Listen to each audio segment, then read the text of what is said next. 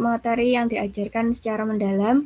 Kemudian yang kedua ini adalah pertanyaan negatif, yaitu saya kesulitan menjelaskan keterkaitan antar konsep dalam materi pembelajaran. Yang ketiga, saya menjawab pertanyaan siswa terkait materi pembelajaran materi dengan baik. Ini adalah pertanyaan positif. Kemudian untuk variabel yang kedua, yaitu kemampuan mempresentasikan materi, saya juga mengambil 3 pertanyaan, ada positif dan negatif. Pertanyaan pertama mengenai penggunaan contoh ilustrasi, penggunaan contoh atau ilustrasi untuk menjelaskan materi. Kemudian pertanyaan kedua, pertanyaan negatif, saya kesulitan memberikan analogi yang membantu siswa dalam memahami konsep. Kemudian yang ketiga, menyajikan materi dengan bahasa yang baik, sederhana, dan jelas. Kemudian untuk item yang terakhir mengenai pengetahuan strategi pembelajaran, di sini saya juga menggunakan 3 pertanyaan negatif dan positif. Pertanyaan pertama ini positif tentang metode pembelajaran yang sesuai dengan materi. Yang kedua ini negatif mengenai model pembelajaran yang terlibat yang melibatkan keaktifan siswa, dan yang ketiga ini positif mengenai penggunaan variasi strategi mengajar agar siswa mudah dipahami. Yang negatif dikasih tanda kurung R gitu loh ya, bisa jadi ngono kan ya. Semua yang negatif dikasih kurung R ya.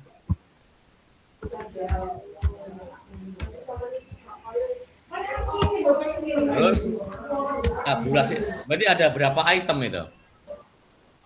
9. Ada 9 item Bapak. Oke, sekarang tabulasi datanya. Lihat ya, tabulasi data. Apakah sudah dibalik itu yang RR itu?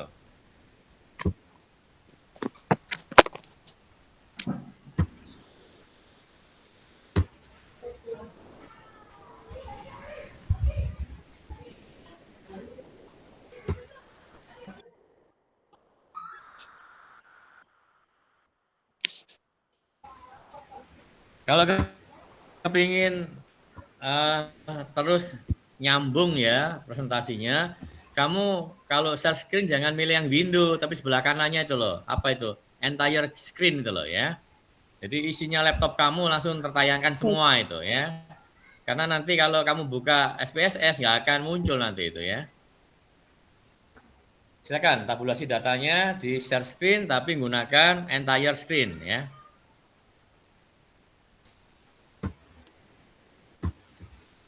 Baik Bapak, sebentar.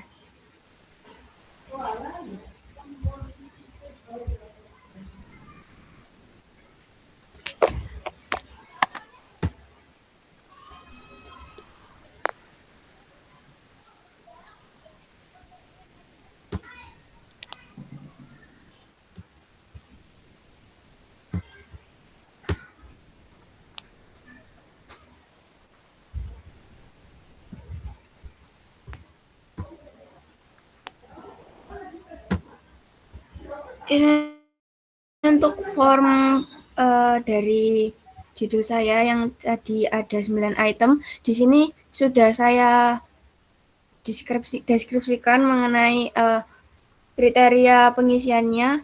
Untuk yang negatif saya juga langsung mendeskripsikan bagaimana cara mengisinya. Jadi keinginan saya nanti tidak perlu dibalik. Jadi dari responden juga mengisi sesuai dengan deskripsi saya, Pak. Ya apa sih? Dan untuk datanya, Maksudmu yang apa itu? Gak boleh dibalik itu. Maksudnya gimana? seperti ini, Pak. Ya itu kamu ngerepoti itu namanya, ngerepoti responden namanya itu, ya. Kok kon balik barang gitu loh. Ya apa sih? Sing balik itu kamu. Peneliti yang balik, ya. Responden ngisi apa adanya. Jangan responden suruh balik, ya. Itu namanya ngerepoti responden itu namanya.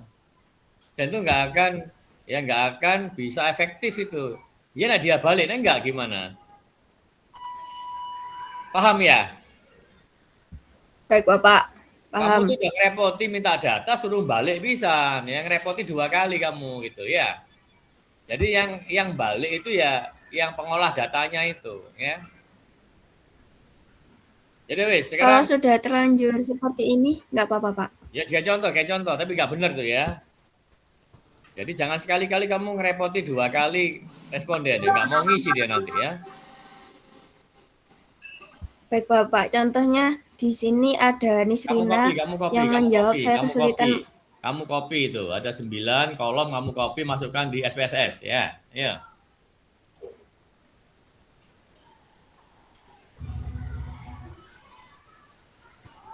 9 kolom dari mulai atas nyamping ke bawah copy semua.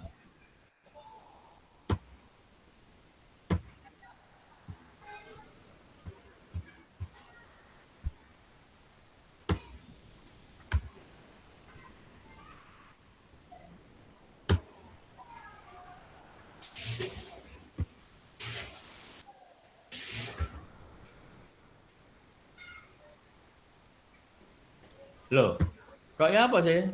Yang di copy angkanya. Ando. Baik, Bapak. Yang di Saya copy mohon angkanya maaf. lah apa? Namanya kamu copy pisan itu. Oke, Bapak. Oke, mohon maaf, Pak.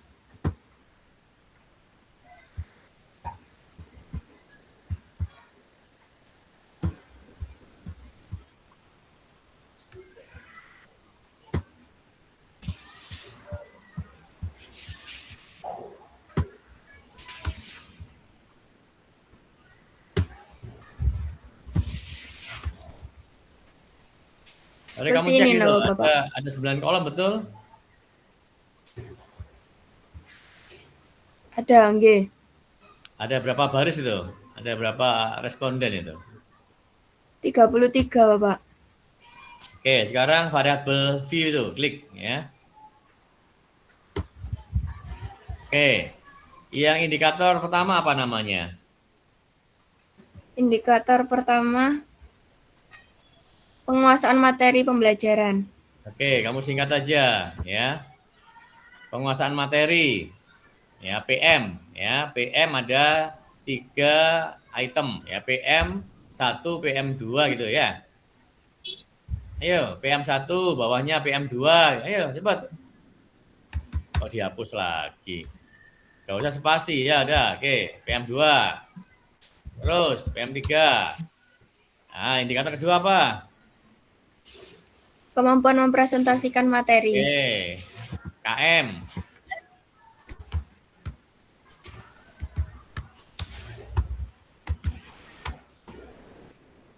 Yang ketiga, pengetahuan strategi pembelajaran.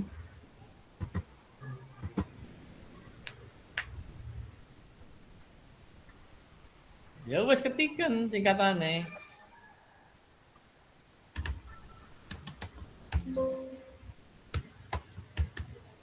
Kalau 10 itu apa 10 itu? Ini tambahan dari yang sebelumnya, Pak. Data awal tadi belum saya hapus. Nek songo ya songo, ya. Kamu bikin 9 pertanyaan ya 9 yang dimasukkan. Gak iso, kanan kono, salah kamu. Ya balik neng, data view.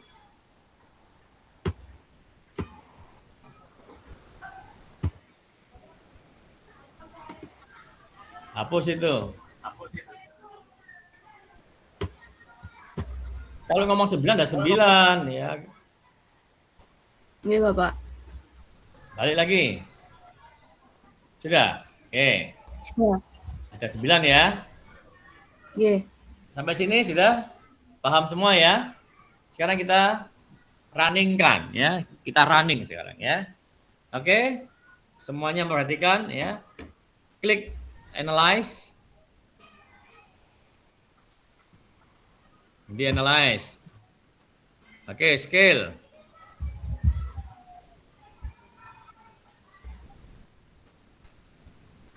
Reliability analysis. Oke, itu di blok ya, kontrol A, ngeblok dia, di blok. Oke, kamu lempar ke sebelah itu ya. Dicek ada 9 enggak itu? Coba cekkan itu. 1, 2, 3, 4, Hitung, 5, hitung. 6, 7, 8, 9. Oke, sudah, Pak. Masing-masing ya. 3. Kalau sudah dimasukkan ke kotak item situ, statistik ya.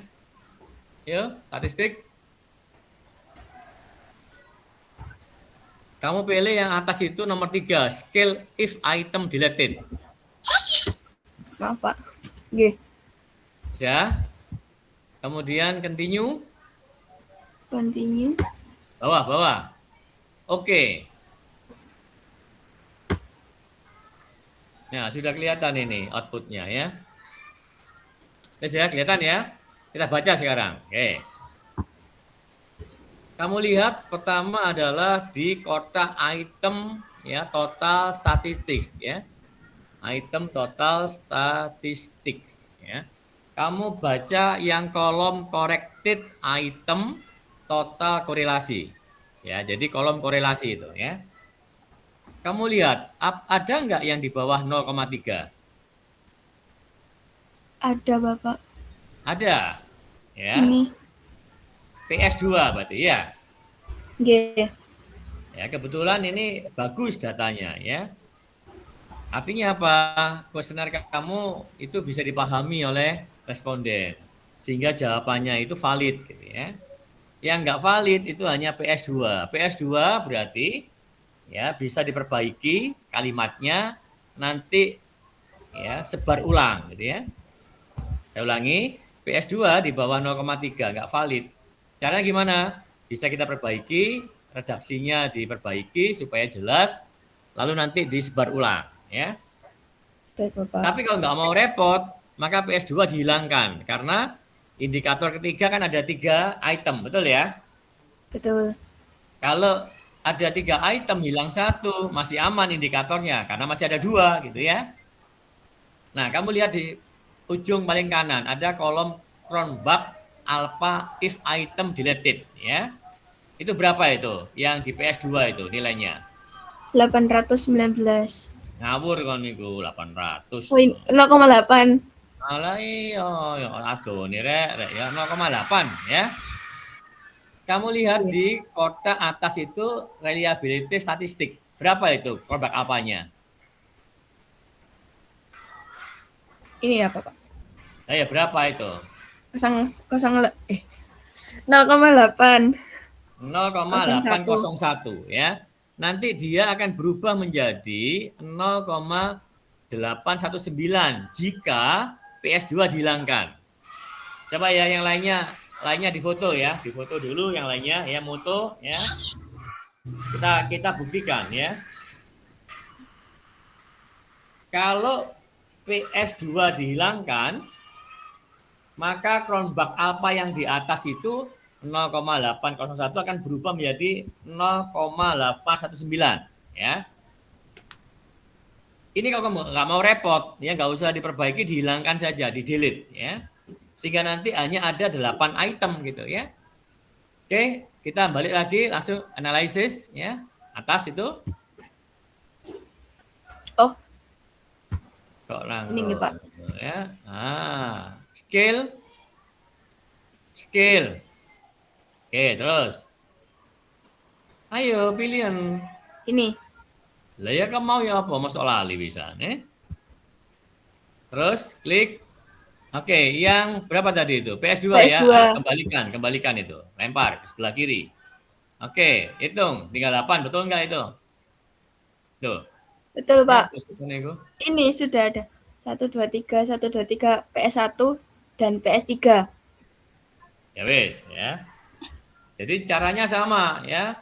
Continue kemudian oke gitu ya. Kalau ini sudah baca enggak apa-apa. Kalau belum baca kamu ikuti langkah-langkahnya gitu ya. Langkah-langkahnya berarti sama ya. Setelah di delete ya, statistik continue oke ya. Berubah enggak menjadi 0,919? Berubah kan? Berubah, Pak. Ya. Kalau berubah ya memang harus berubah. Kenapa? Karena itu kolom yang mengatakan bahwa Cronbach alpha-nya itu berubah jika if ya. Jika item dihapus gitu kan? If item deleted ya. Itu maknanya begitu ya. Kalau kamu nggak percaya ya, yang PM2 kamu hilangkan nanti menjadi 0,85. Coba ulangi lagi. Analisis. Oke, pelan-pelan ya. Berapa tadi PM berapa? PM2. PM2, mana PM2? Oke, Ini, Pak. klik statistik. Oke, continue, oke. Terus bener itu, continue, oke. Maka Cronbach alpanya berubah, berapa? 0,85, paham ya? 0,85. Jadi kalau ada yang nggak valid kamu hilangkan, otomatis Cronbach alpanya akan meningkat, paham? Ya. Paham, Pak. Berarti yang kamu sebar nanti adalah dari 9 hilang 1 tinggal 8 pertanyaan. Bisa ya? Itu ya caranya ya. Iya, Siapa yang Pak. mau tanya? Silakan. Jadi untuk membandingkan yang kolom korelasi itu dibandingkan dengan 0,3 ya. Cronbach alpha yang di atas itu dibandingkan dengan 0,6 ya. Ternyata semuanya sudah terpenuhi ya. Berarti kuesioner itu valid dan reliable ya, sehingga layak dipakai sebagai instrumen pengumpulan data ya. Sudah paham? Wis? Yang lain ada yang mau tanya? Dona mau tanya enggak? Sementara belum ada, Bapak. Ya wis jelas ya. Oke, nah jelas ya, nggak usah lama-lama, kita akhiri ya, paham?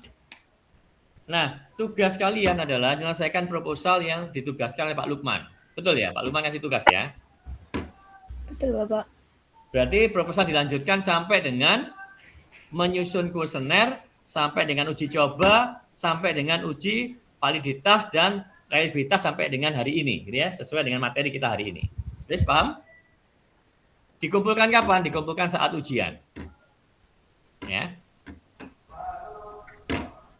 Wis? Gak ada pertanyaan? Berarti untuk semua variabel nggih, Pak? Napa hanya ini? Loh iya, nek kamu judulnya ada 3 variabel, ya 3 variabel. Iya kan?